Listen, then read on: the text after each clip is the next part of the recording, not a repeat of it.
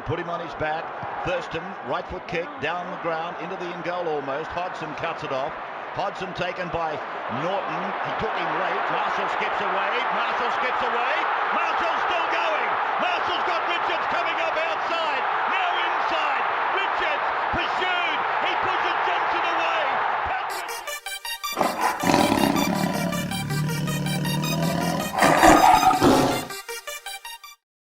Good evening, every man, woman and child. Tuesday the 30th of July, 2024. You're back for another episode of the Tiger Town podcast with your hosts, Zac over this end, Toby over that end, Toba. It's like rugby league. Toby over the other end. League. Brought to you, as always, by Best On Ground Digital, bestongrounddigital.com, the digital marketing agency that looks after the little guy that will not steer you wrong, bestongrounddigital.com. Anything digital marketing related, they're your people and they look after us. Thanks for the support, Best On Ground Digital. As always, Toby, how you doing this evening? Mate, it feels like this winter, you're just getting sick every other week. Kids are bringing home stuff from daycare, so apologies in advance. I might have a bit of a cough every once in a while. I'll try to mute myself so it's not annoying. But I got a nice little cough, and yesterday felt like I got hit by a bus, so it's good fun. Did you actually? Might have been a minibus, but definitely hurt. Okay. I'm glad you didn't. We put that in the pro column.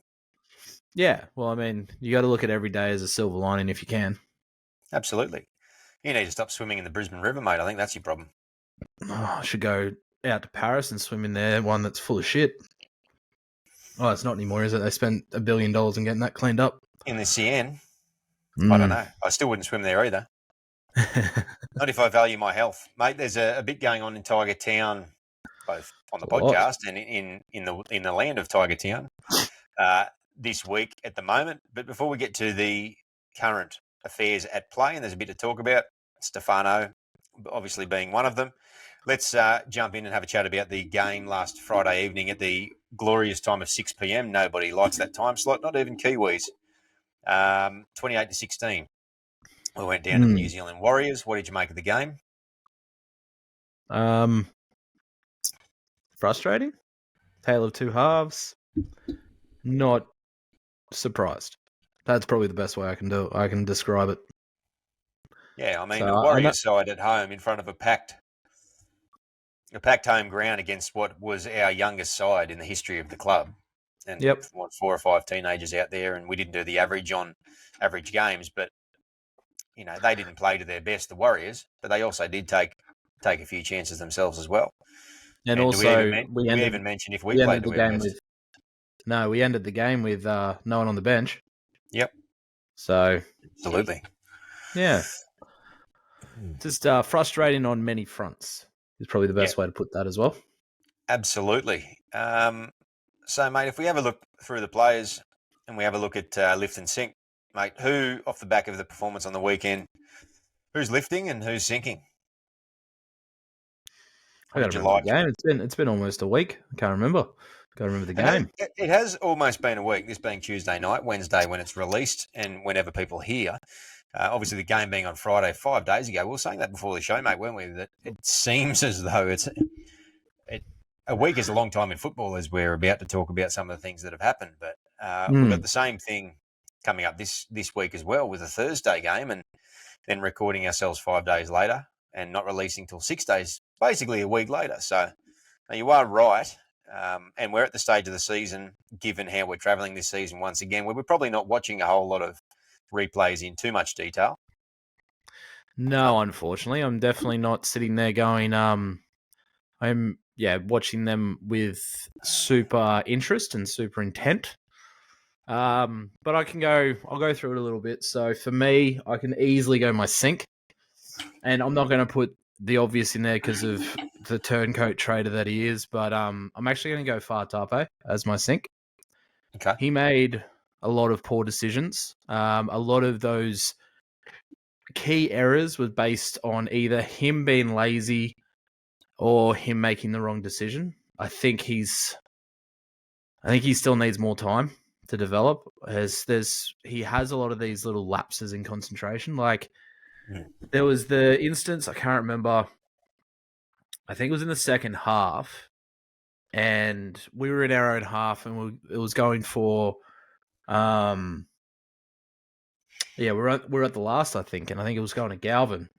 And instead of him jumping in there to get his dummy half, he sat to the side and waited for somebody who was 10 meters away from it when he was right next to it to come and get it. And I'm like, mate, that's just laziness, pure laziness. Or you just weren't switched on. So he's in my sink. For my lift, probably going to say Papali'i. I think he fair had call. a fair impact when he came on. Fair call. Yeah, he definitely played with intent, didn't he? He did. It's just nice that he's done it at the last few games with us. It's just great. I love it. But I will say though, on that, he's under no obligation to come out there and play out of his skin now. It would be hard for him to not have one eye on next year already.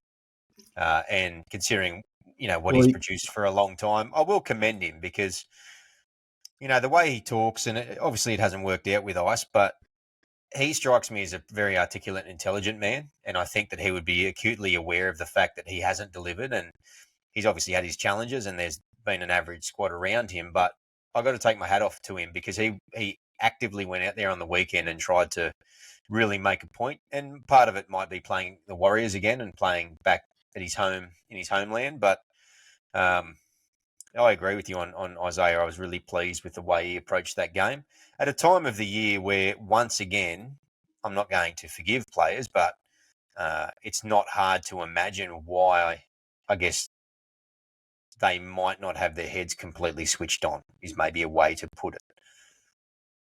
Yeah, and that's fair. But you sit there and say, well, he doesn't have much to play for. I completely disagree with that. He's not a walk-up start at the Panthers. He needs to still prove himself. And so he's probably going to play out of his skin to try to make sure that, Ivan McIvan bloody takes notice. So, but I think those two are my sink and swim. What about you? Sink and swim should have been sink and swim. Sink and lift. Yeah. Who am I sinking? I mean, there's a few going on there. Obviously, I think that Luke Leilali's having a bit of a rough trot, and now he's out with another head knock. But I'm not. Once again, I'm not going to fault him because he's a very young man who's trying his best and putting in a decent effort in that regard. To me, Stafford Toa in a return game was largely unsighted, and I would like to see somebody come in and he's injured himself again. Which, look, bottom line, it's bad luck, but geez, that's the second time in a row that in his return game he's re-injured himself, which is pretty outstanding. It was round one he injured himself. He then came back and re-injured himself for the ankle, although it was somebody who injured him. And then this time he's come back for one game and injured himself again. It's quite remarkable. But on his front, I think that he didn't get involved enough for mine. I think in that back line at the moment, particularly with Luke, Solomona, and even Buller as well. He's probably on par with inexperience with Staines. I wanted to see him get more involved and take a lot more carries out of the backfield, and I just didn't see that. I didn't see him try to put his stamp on the game at all. He was a passenger for a fair while, and then he got himself injured and he came off in the 67th minute. So disappointed with that. The other one is Appy. Now, the way Appy finished the game was great. Appy's first half was diabolical, in my opinion. Yep. He made so many key errors, and he is still the heart and soul of this club. That's never going to change, but he's not immune to criticism. And I thought the way that he came out in the second half was much better than what we expect. And look, if I'm being honest, the ceiling, not the ceiling, I guess, but the bar for Appy is so high because he's such high quality, and his pedigree as a player is so high, and we know what he's capable of, and he oozes effort and class and everything on a weekly basis. But look, there were key moments that he contributed to again, and it's not the first time in the last 4 to 6 weeks where he has done that. There's been key sin bins and key tackles. There was the not hitting the sideline off a penalty when we had momentum. Stuff like that should not happen from a first grader. It should not happen from anybody in any pathways system who plays in the halves. He's playing in the halves at that point in time, at least that's my understanding, but much less someone of his ilk. it should not happen. It's like missing a goal in front. It's not a matter of 1% or 1 out of 100. It should never happen. And yeah, look, it's been a long, hard road for him, and I'm not going to harp on any excessive reasons as to why I think that might be the case, but that's the long-winded version of my sink. At least one half of my sink was happy on the weekend. I fully expect him to come out and absolutely brain them and lead from the front and put the team on his back again on the weekend, whether or not we win or lose. But he's had a bit of a low trot, which is saying something for him because, as we know, he still had a fair second half, and as he always does, gets a sore back from carrying the side. He does, and I think that comes down to the point I made earlier was it was a tale of two halves. It was first half was if we were playing a team that was switched on, that would have been a lot worse for wear. But that seems to be a bit of a theme. It's like teams are playing us expecting to limp their way through, and unfortunately they're doing that. They're literally limping their way through to get a victory. I mean, you think about... Come to think of it, just to interject, did you have a big point you wanted to finish off there so I don't cut you off too much? No. Okay. So it popped back into my head there. I just did want to actually lift the team in general for their defence.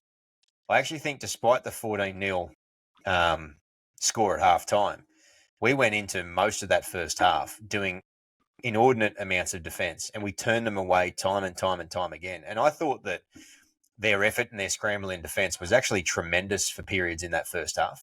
They entirely brought it on themselves and played some woeful football in that first half. But their defensive efforts for multiple sets on our line to turn the Warriors away, who aren't, they're missing a Sean Johnson and a few others as well, but they're not short on absolute stars in that side. They're a very threatening side. I thought we did a tremendous job in that regard. So, in fact, it was extremely disappointing to see those couple of tries yielded before half-time because prior to that, they'd done relatively well up until, the 33rd minute when Cozzy went in.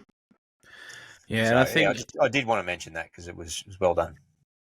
Yeah, and I think Benji made a good point of it in the press conference too. For a team that really doesn't have a lot to play for, is a very young team who kind of is definitely lacking confidence and motivation to come out and put up a fight in the second half.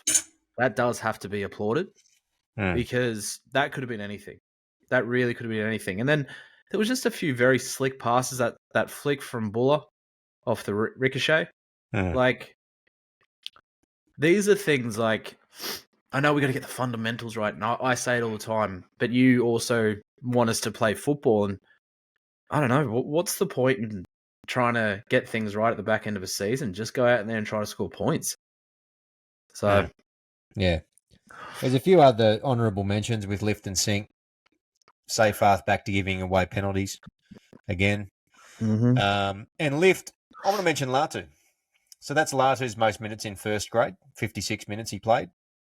And although he largely did his job, it looked to me like he started to warm into the game over the course of the game. And then we saw a nice little try assist there for Appy towards the back end of the match. So, how good was that round the back? Yeah, very good. And that's only a little taste of what Latu has to offer.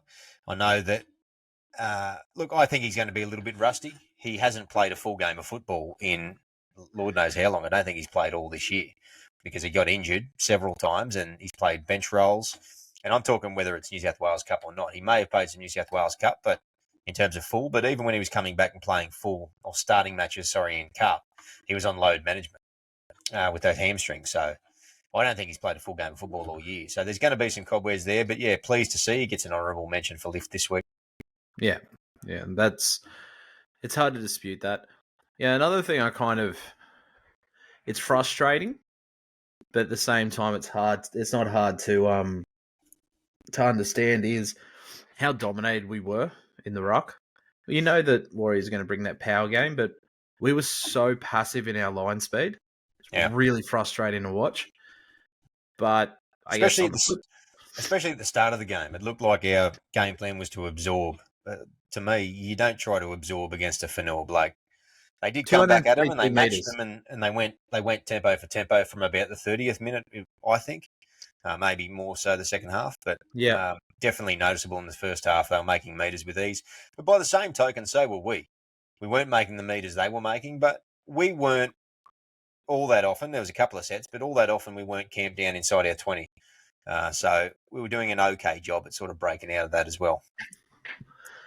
Yeah, that's fair. I think it's just like you talk about our defense. I think you're probably focusing more on our goal line defense than anything. Yep, Is what you're definitely applauding, goal line defense. because the fact that they were literally like, it was like they were giving Fanua Blake free passage through the middle. Like, he ran for 222 meters for a front rower, and he played how many minutes did he play? I think he played a fair chunk, but 62 minutes he played. He played 62 minutes as a prop. Like, you add that to Turncoat, and Turncoat played for 56 minutes and ran for half. Like, yeah, you want to be a walk-up start somewhere, play better than that. That's the point too. You look at who he's up against. He was up at Steph, who's checked out mentally and is a pillow now and doing nothing. And Fanua, who got injured on his ribs very early in the game and played tough through the rest of the game. They were the opposite front rowers opposite him through the middle, and that's not making an excuse. He had an unreal stormer of a game, but nobody matched him. Polo physically wasn't able to because he was encumbered, and then Steph just isn't that player. He's just not that player. He might become that player at his new destination, but he's not that player at the moment. Anytime he'll make it at Super League. That's his destination.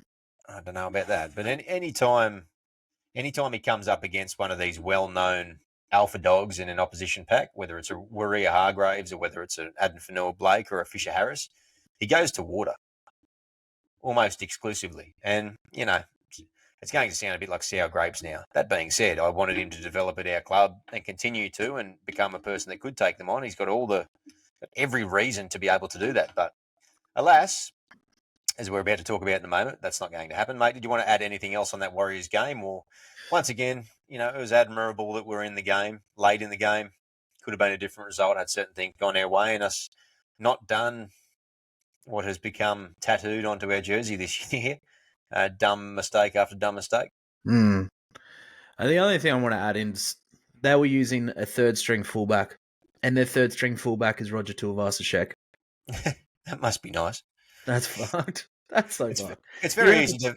It's very easy to forget too that there was two instances where kicks that went through were a millimetre away from being tries.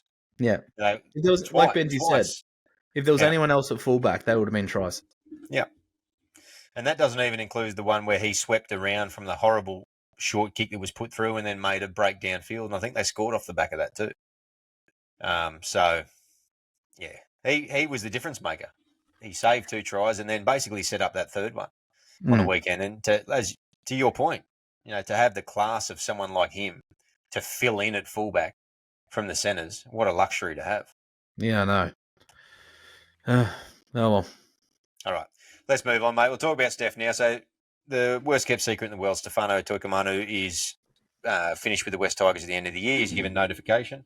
What he has not given notification about yet, it may have done by the time the show is released, though, is the club that he is going to sign with from next year, where we've made our feelings known about Steph. We wanted to keep him, but there was obviously a bit of baggage that came with that. The price was not necessarily right, but that's all a fart in the wind at this point now. So I'm not going to spend a whole lot of time, mate, speculating about where he might go. Bulldogs and Storm, perhaps.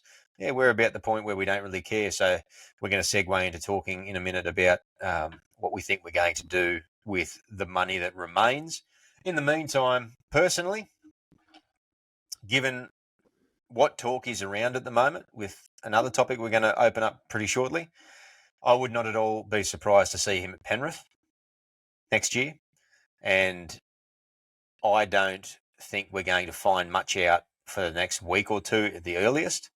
And that is based upon the fact that I think that Penrith is where he wants to be. I'm going to reiterate, I don't care. I mentioned this in our personal chat. I was hurt when Teddy left. I was hurt. I was probably a little bit angry as well, but I was more hurt than anything. With this one, I'm angry. I was like, at least Teddy, before he left, he gave everything. He didn't leave anything on the table. He's like, I'm going out with a blaze of glory. I don't care. He went off and he won 2 premierships, won a Dally M, whatever he did. But he went out, guns flying, hands swinging. This guy's just basically sat there and said, I don't like this club anymore. I'm not really going to play like I want to play. See you later. Like, you're a professional, mate.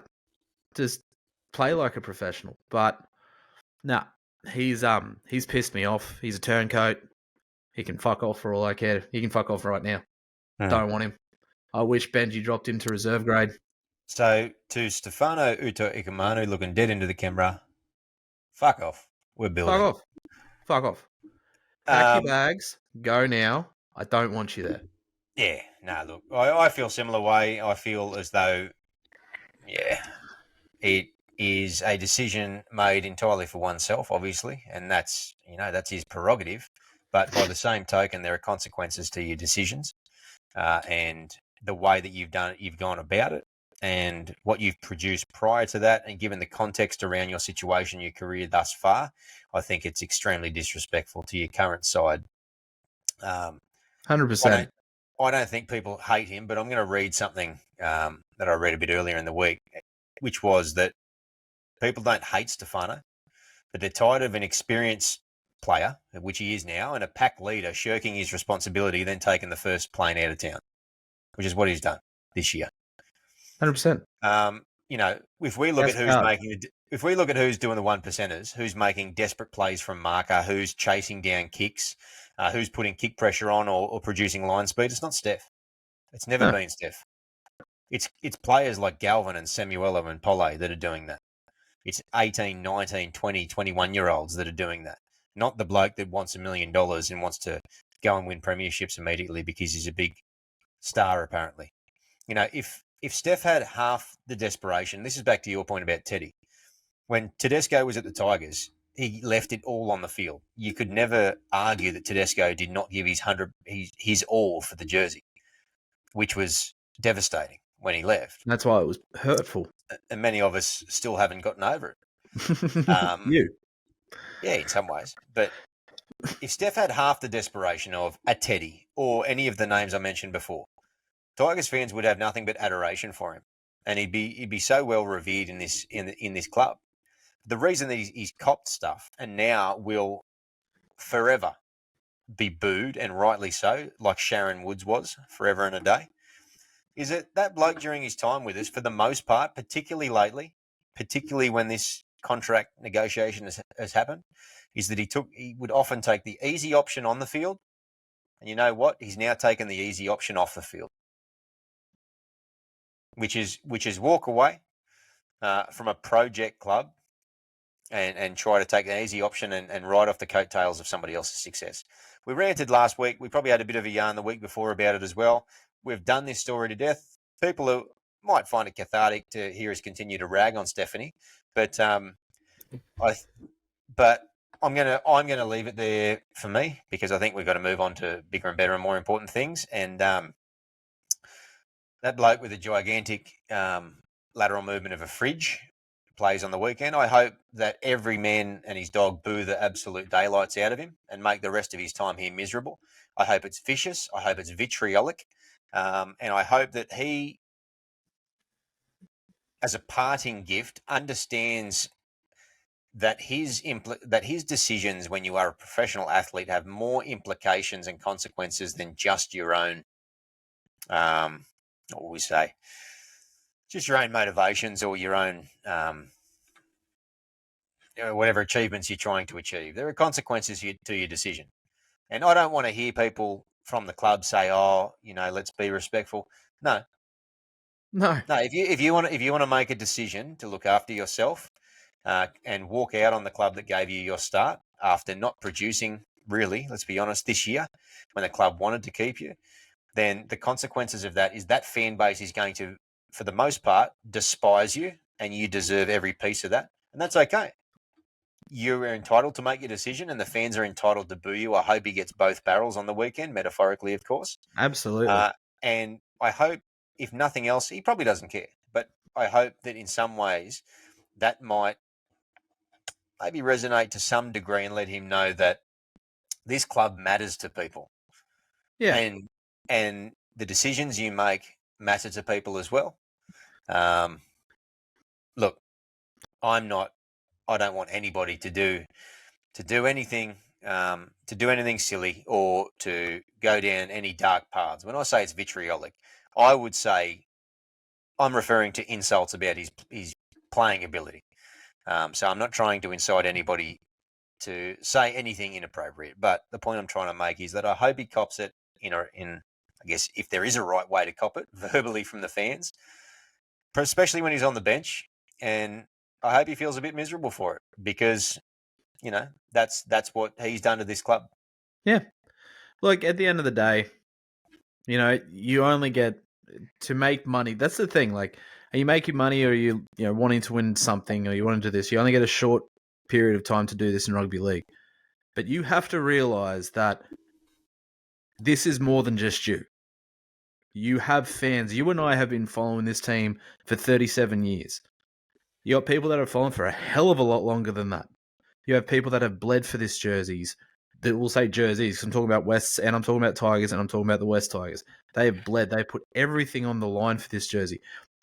For you to walk out on the club. Now, again, like I said, if he chose that he thought his best path to win a premiership was somewhere else and not here, but he had given it everything he could to try to make it so that it was here, again, we'd sit there and say, look, you tried everything. You did everything you could. All that jazz. It hurts. It hurts. Here's a case study. I did say we're going to wrap it up, but just on what you're talking about, here's a case study. Here's Luke Brooks. Do any Tigers fans hold deep resentment to Luke Brooks for leaving the club? Not at all. No, because like Brooksy, all love him. And this is not to make mention of any criticism, deserved or otherwise, over his tenure here. No one could ever argue that Brooksy didn't give his all for the jersey and put in. People, when he made his decision to leave, it was almost like people were relieved, both for him and the club, because it was the right thing to do. But he'd done his service. And to the point you made earlier about Tedesco wasn't here for as long as Brooks, obviously. But in his time here, he put everything in. You can't say the same about Stephanie. No. And she has made the decision to... Should say that. He has made the decision. Can't speak like that. That's not very nice. But he's made the decision I liked it. He's made the decision to go, obviously, but off the back of not having tremendous form as well. You don't hear us talking the same way about Brooks. You don't hear us talking about the same way, although it was devastating with someone like Tedesco. We talk about someone who probably didn't have as much time here. You don't say the same thing about Blore. Or Talau. Talau wasn't the world blazer. He wasn't as confident as clearly he is at the Seagulls, but he did try. He consistently tried to improve himself. You can lump Steph now in Noffa's category. Literally, in my eyes. There's no difference between the two in terms of their attitude. He didn't stink it up for quite as long. I'd say he probably didn't throw the towel in as much as Noffa. What a ride that career was over towards the back end of it. But you add to the other thing, all the bluster about wanting to be a future captain. Yeah. Only earlier this year, wanting to stick around, all this sort of stuff. And then, so character of the man shine through, I think, in that regard. And it's not to speak to him being a bad person. Is man the right word there? Yeah. No, he's a child. He's a child in my eyes. Yeah, look, I'll ease up a little bit in that regard. I'm not. Your prerogative, my friend. But that's not to speak to him as a person, but it's to speak to the character as a footballer, I think. And as Richo said, he said that, he wants people that are in for the fight. And clearly he didn't have the testicular fortitude to stick it out and grind out a rebuild with this club. Absolutely. Like it or not, history or not, this club is going to improve under the current administration. that is a near certainty, and I would bank my own life on it. Yep. Now, I'm not saying we're going to get premierships in 2 years, but the club will improve. All the moves, for the most part, that are being made are for the improvement. But yeah, anyway, I'm going round in a circle. Sorry, I've hijacked that talking about Steph. About 7 minutes ago, I said I was going to leave it there, and so I might leave it there. Did you want to add anything on him before we move on? Fuck off now. Right. Anyway, so part of the reason, but not the entire reason, that I have a suspicion about Penrith, I have heard that he was holding out for Penrith. Funnily enough, we heard some fake information about a week ago doing the rounds on social media that Brian To'o was about to be released to go to a rival Sydney club to follow along with his best mate. And everybody said, that's funny and it's a joke and all this sort of stuff. And there were media releases that came out through the common gossip channels making a bit of a parody out of it. And we all had a bit of a laugh and got on with our day. Lo and behold, it appears as though, and if you've been living under a rock today, you would not realise this, but it appears as though there might be a little bit of smoke where there's fire, because Denny Widler from Channel 9 has actually come out and said, look, he has heard that Brian To'o, in fact, has been not shopped to clubs, but there has been conversations with clubs about any interest in possibly signing him. And lo and behold, the stories have blown up in the last 24 hours, such that multiple people from multiple different sources have mentioned the fact that, discussions are being had. Now, obviously, he signed till 2027, and those discussions can't formally be had. I mean informal discussions behind the scenes. No names, no anything, no club mentions. However, there's a lot of speculation about the Tigers, being that we now have a tremendous amount of money and needs to be spent for next year, in excess of $2 million. It's both local to where To'o lives in terms of relocation considerations with a young family. His best mate and business partner has just signed with the club. And it's in an area where the Tigers, from objective viewpoints, need a lot of help to boost their squad, which is outside backs. Mate, what's your take on the rumblings of To'o possibly on the lookout for a new club? Penrith obviously don't want it to happen, but we know how rugby league works. We know that where there's smoke, there's fire, and we know that a lot of discussions can be had in the background. What's your take?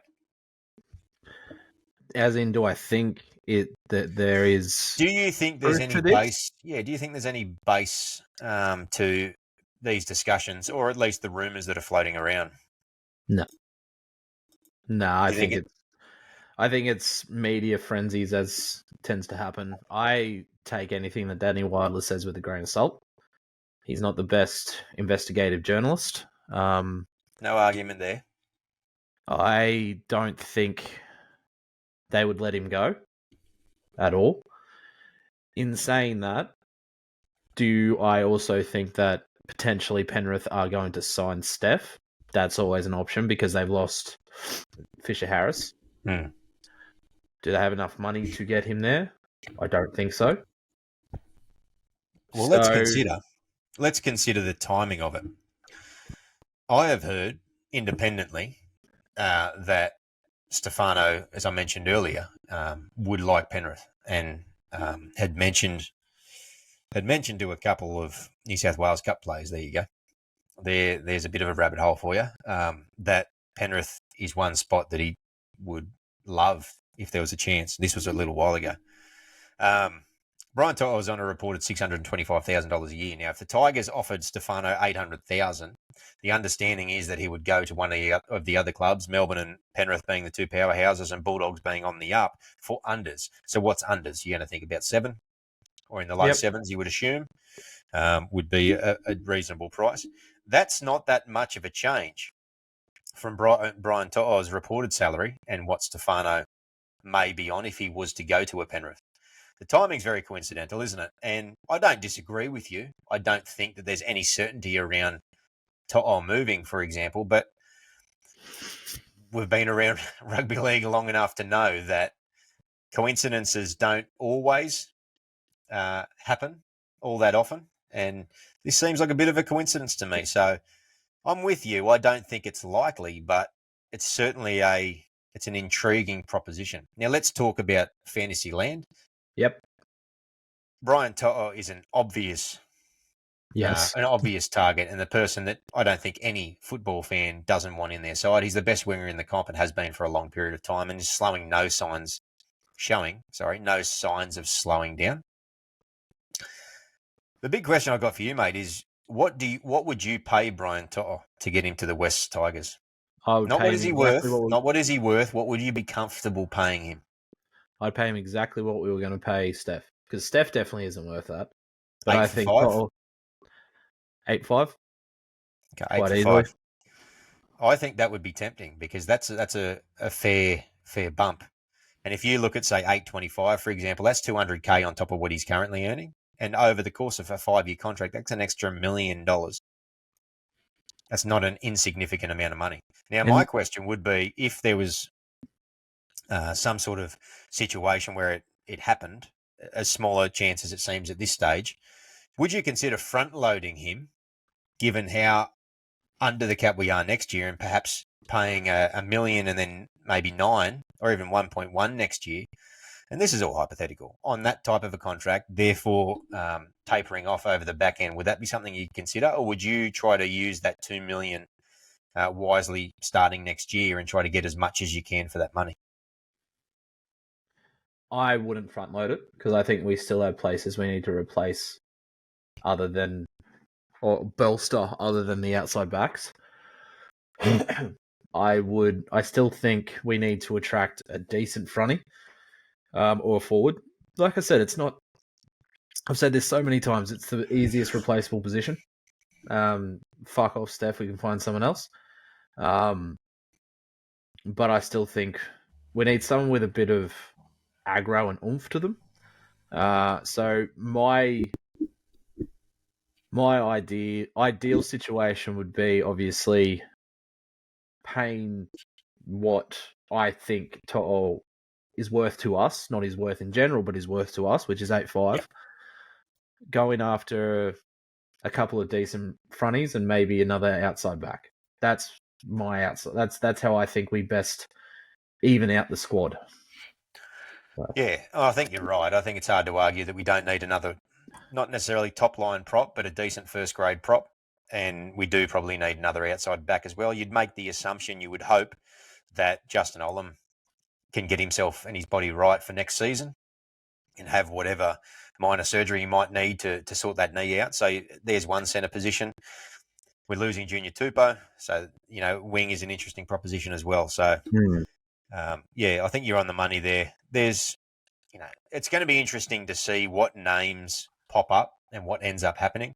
Jarrell Skelton is one who I think we're silly if we're not having a conversation about at the Bulldogs.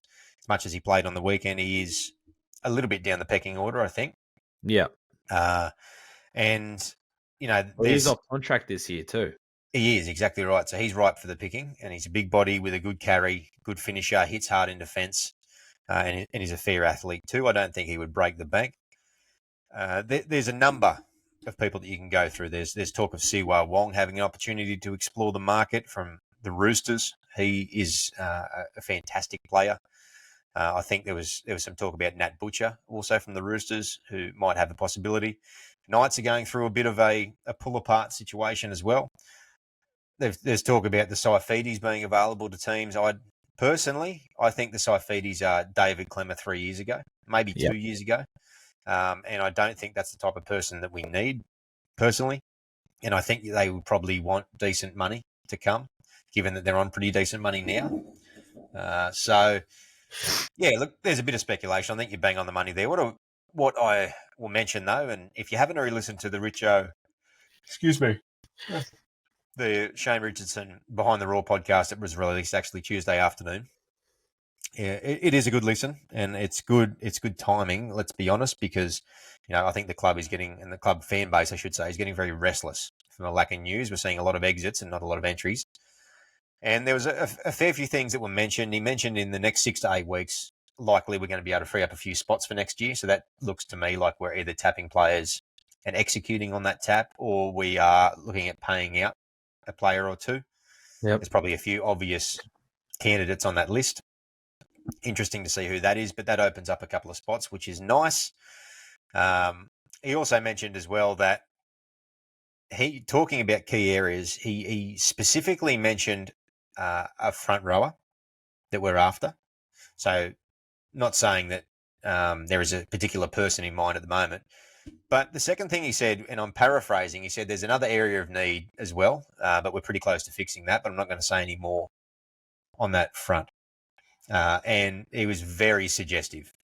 And so it sounds to me like they've got somebody lined up in the outside backs, would be my assumption, unless Bateman and Isaiah being gone, they've now managed to nab a second rower replacement to play alongside Semwella. That would be the other. But to me, it sounds to me like he's alluding to the fact that we have locked down a decent outside back heading into next year. No idea who that might be. So, yeah, interesting, that podcast. As I said, if you haven't already listened to it, it's well worth a listen.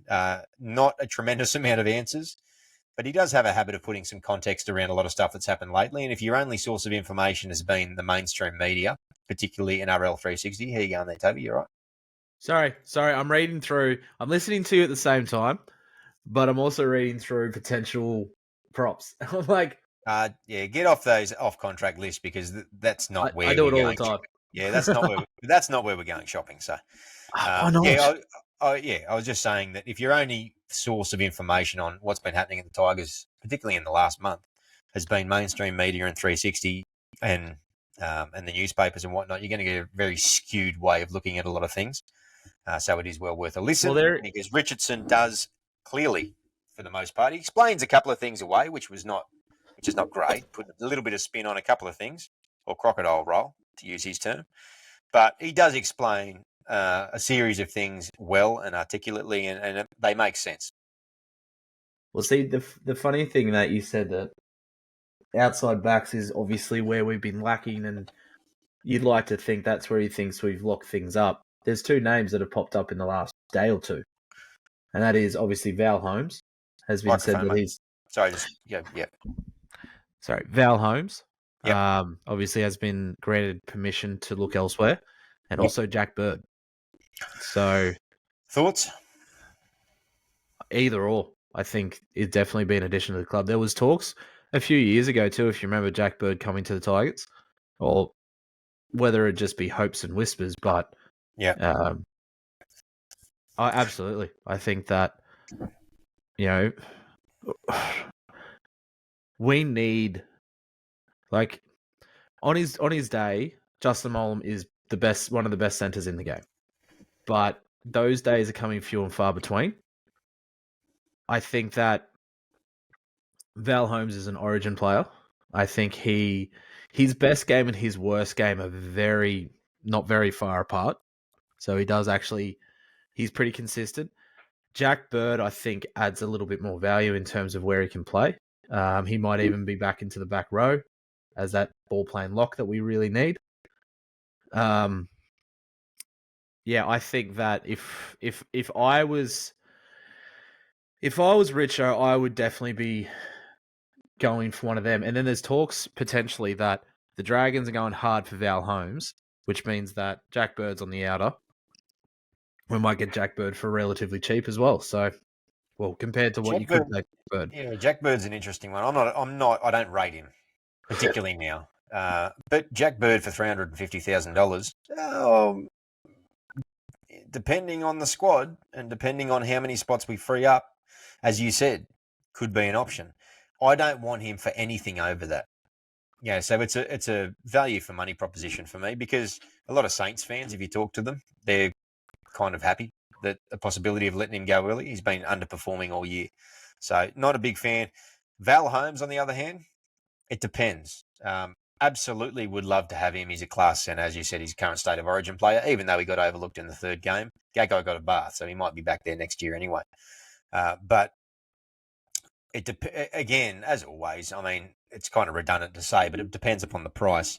I think if you could get Val Holmes for a fair top shelf centre price, and I'm talking anywhere from $750 to high eights, I think it's probably a trigger you pull. I mean, you're going to be better with Val Holmes in your side than not, for the most part, I would assume. But if if it's, which my suspicion is he'd be looking at $1 million, 1.1 to come to a side like ours for a massive payday. I'm past that point. Yeah, if that's the case, God no. Yeah, I'm way past that point of, in fact, even high eights for that matter. If he wants to come to Sydney, which is not the case, then an extended contract on about 8 is probably where I'd be putting him. And I dare say that Richardson would be the same, because I don't see that bloke paying a whole lot of overs for players anymore. And that would be the type of deal I think we would offer players in the past, a Valentine Holmes, maybe a 1.1 or a 1.2, get the one superstar over and hope that it changes things around. But I think with Luai, we've made that kill.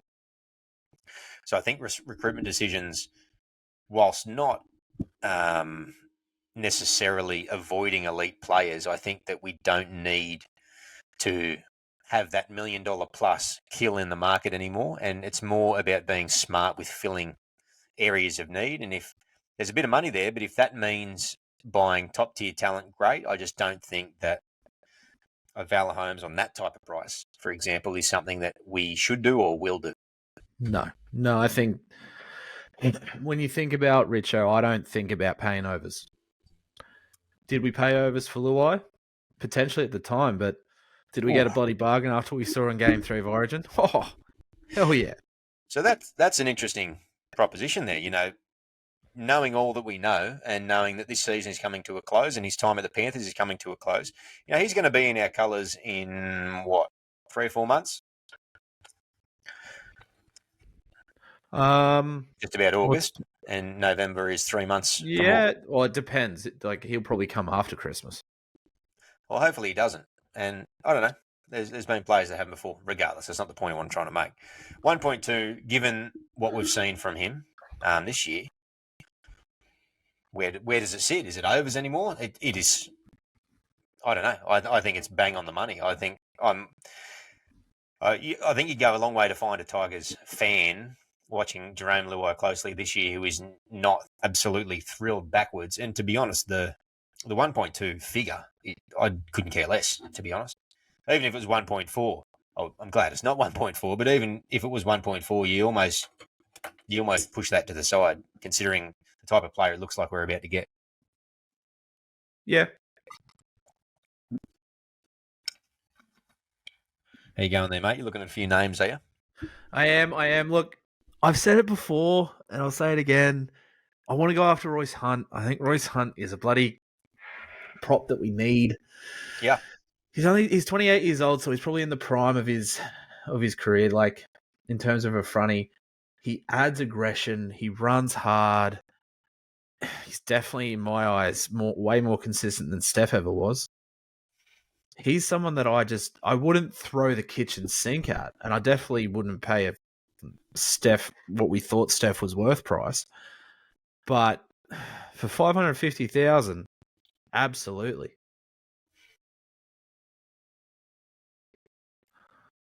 Thoughts? Back and forth. How much?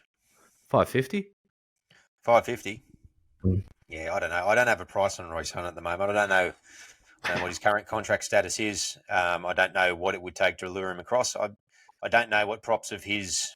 Yeah, I don't mind him, but I've to be honest, I've only seen limited games of his. He looks a powerful, good ball carrier.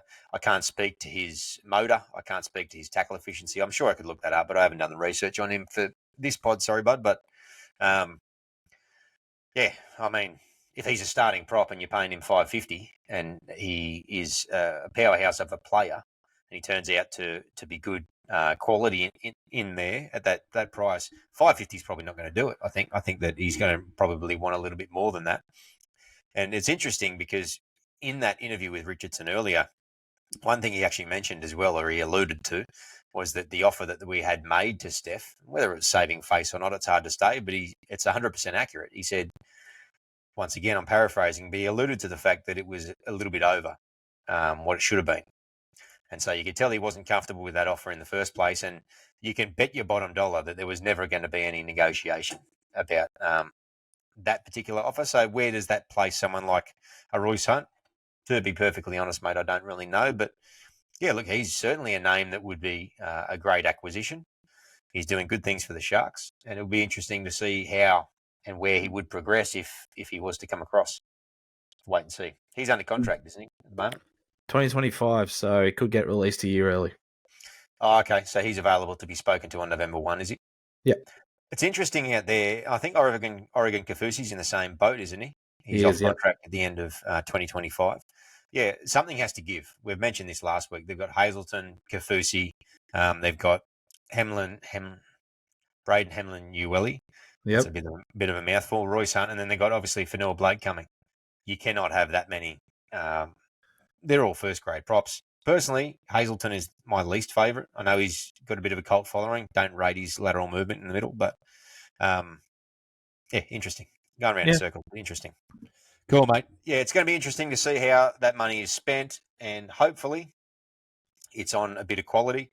Hopefully Richardson, like he has said in that podcast, can open up a few of those spots and we can clear a bit of space.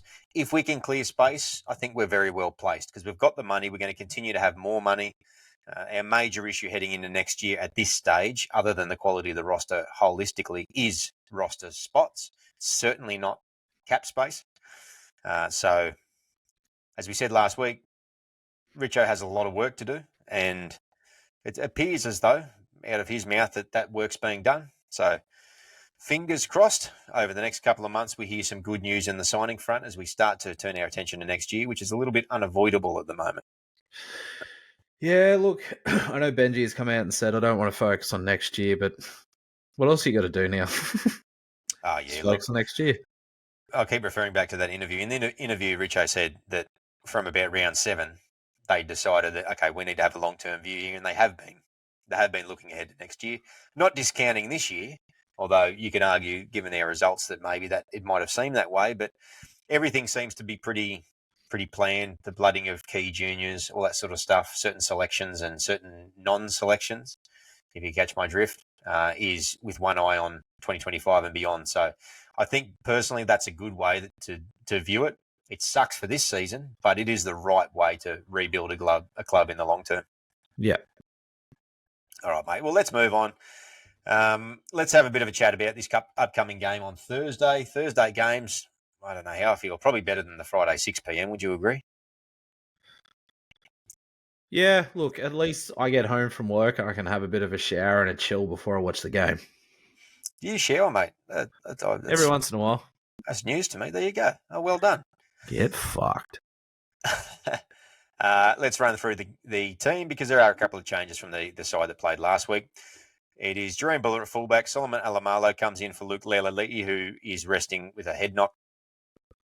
Solomon Fa'atape is still in the side. In the centres, Justin Holland returns as the other centre. Charlie Staines on the wing, who I think, wasn't brilliant on the weekend, but he's doing okay. He scored a nice try. I think he's doing... carrying the ball really hard. He's doing the basics right. Yeah, he is. He's doing his job at the moment, which is good. Lockie Galvin is the 6. My understanding is he's under an injury cloud, but I haven't heard much else follow up on that. And there's a few that have been admitted for injuries. So fingers crossed that it was all okay. Latu Fainu is the halfback. Steph is the number 8 with Clemmer, his front row partner. Appy is the hooker. Ruben Porter retains his position at second row alongside Samuela and Isaiah Papali'i. I think we will assume will actually start at lock this game and not be a late benching. We've got Talon De Silva at 14, Seyfarth at 15, Sione Fainu 16, and 12 rounds out this 17. We've then got an extended reserves list of Heath Mason, Justin Matamua, Josh Folletti, Declan Casey, and 2022 is Tim Johansson. And he's a player who I've been watching for a little while. And over the course of this season, I mentioned him last week, has really, really impressed the right people coming through the grades. And he's genuinely pushed his way through the grades.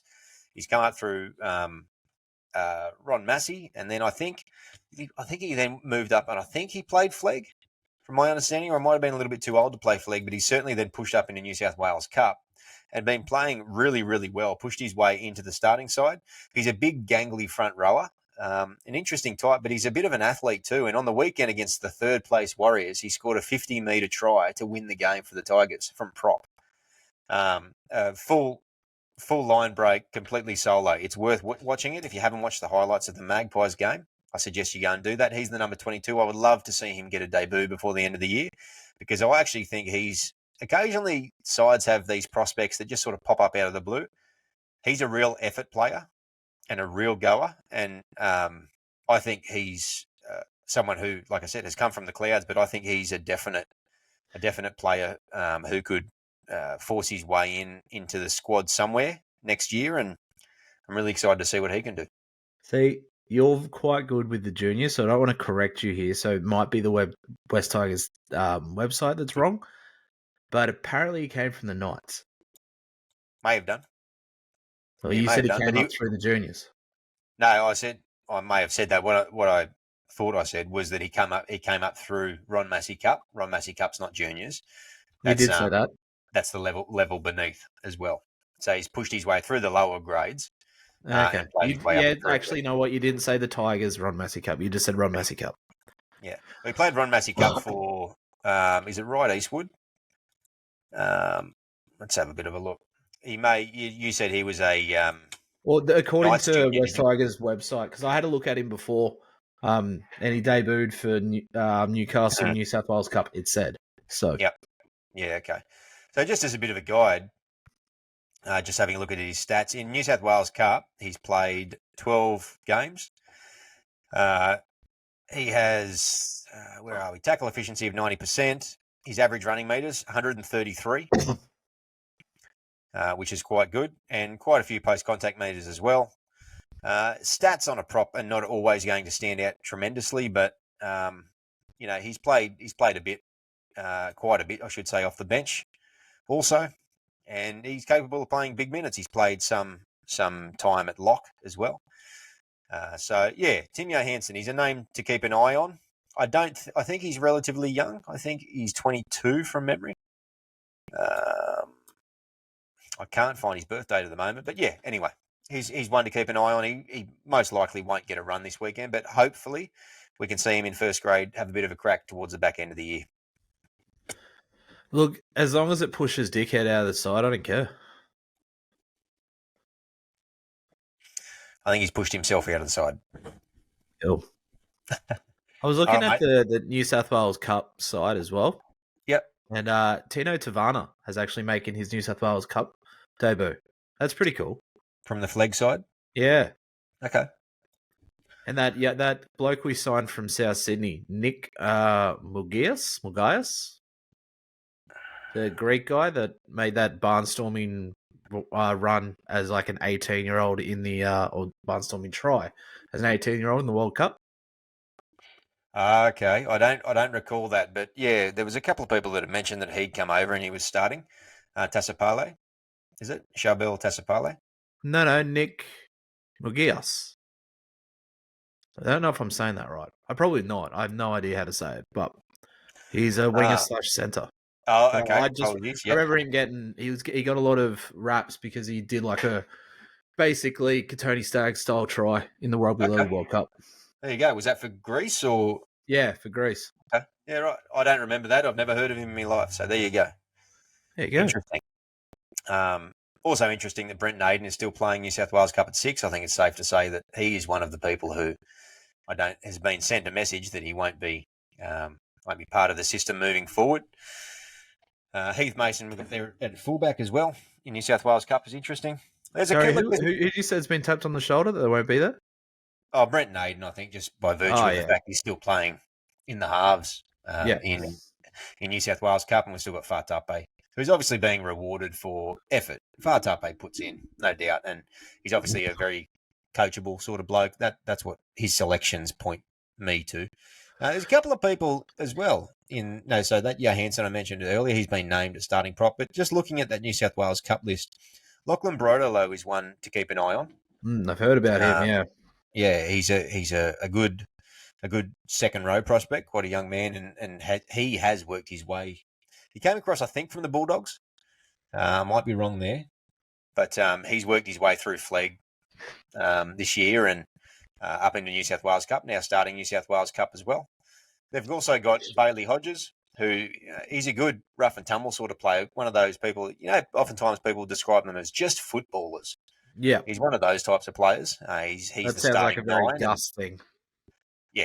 Yeah, he's the starting 9, and I think me reading that today suggested that the person he's unseated, James Valavatu, who was the captain for a lot of the season and played some okay footy, it tends to.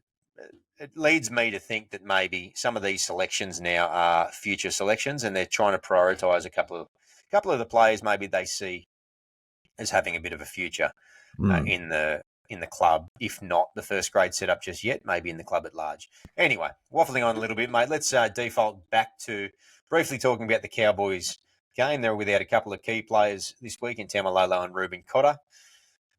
Looking at that side, Drinkwater, Felt, Holmes, Valea, Tuolangi, Dearden, Townsend, McLean, Robson, McIntyre, Lukey, Nanai, McKaylee, Edwards, Granville, Finafuiaki, and Griffin Neem.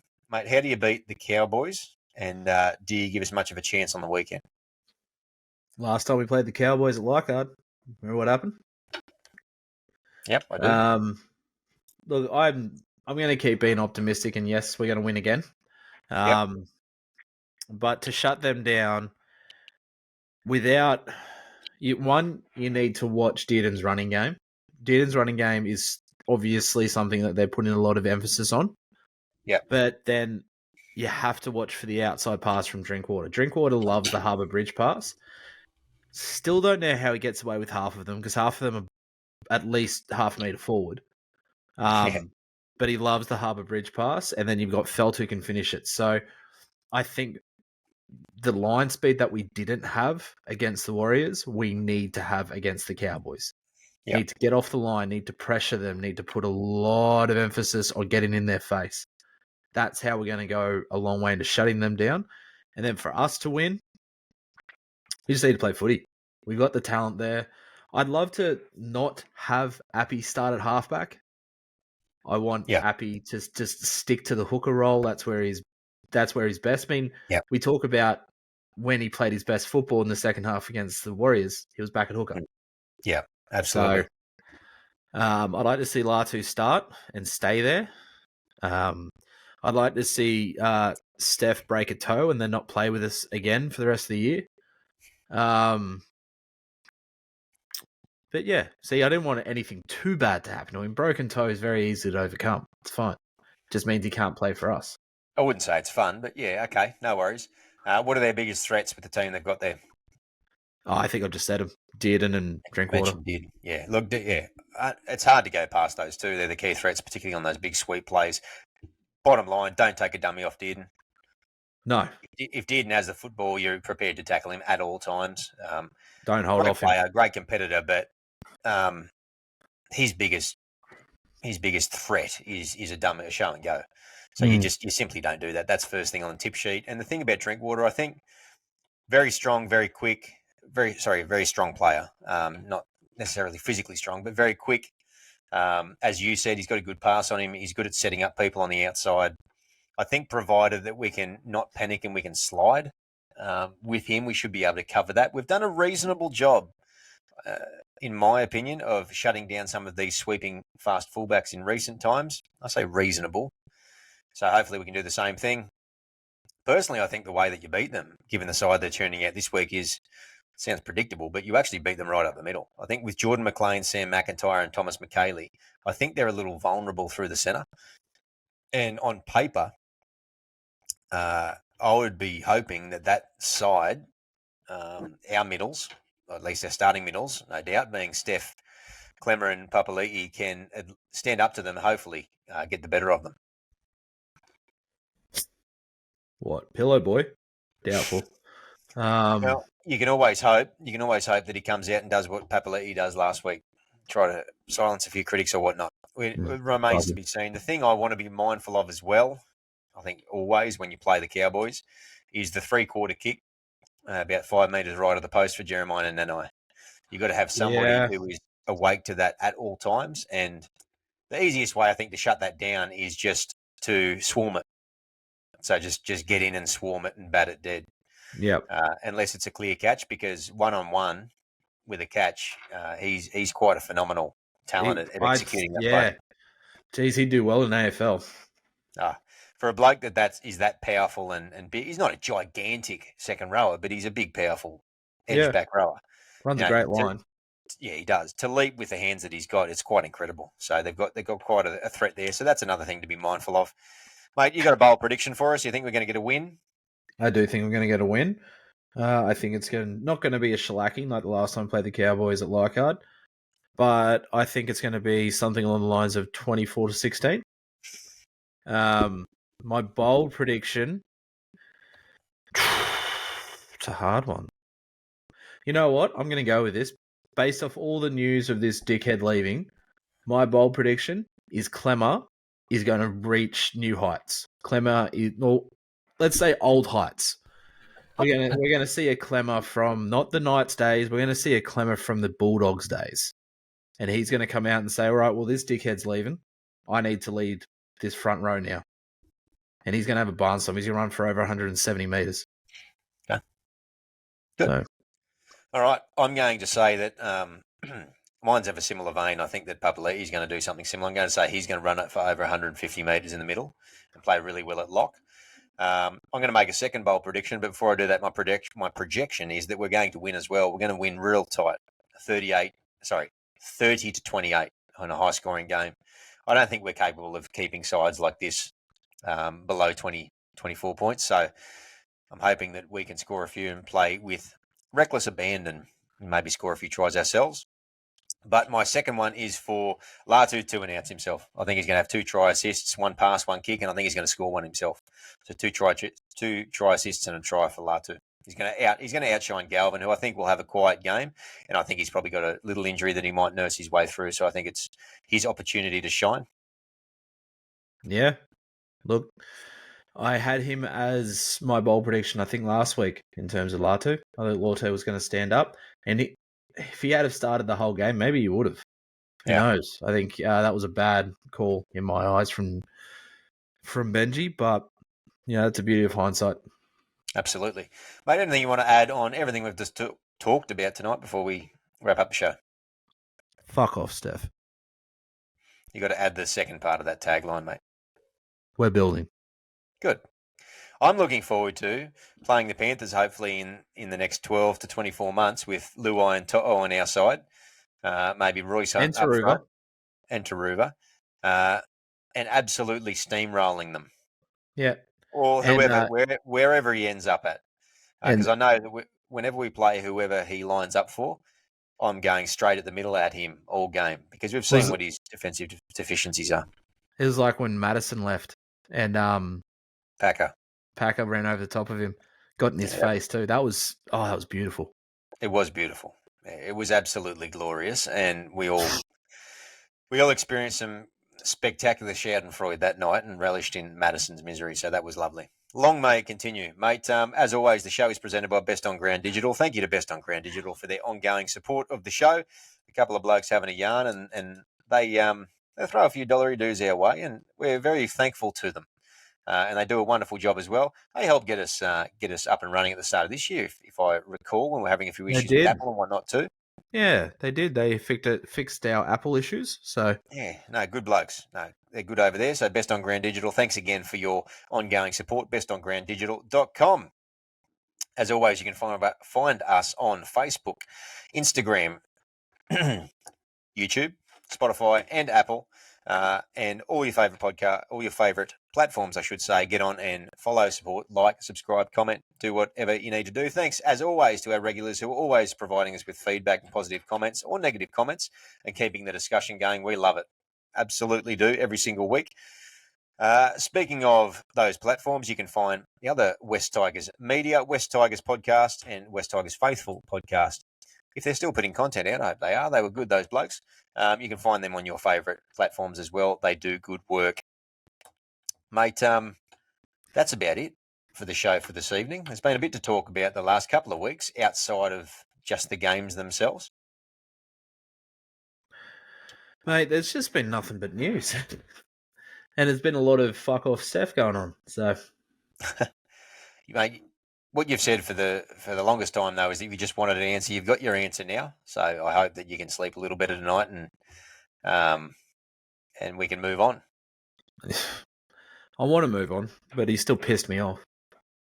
That's fair enough. You're allowed to have your opinion. Many of us are in the same camp, but we play the Cowboys at 7:50 p.m.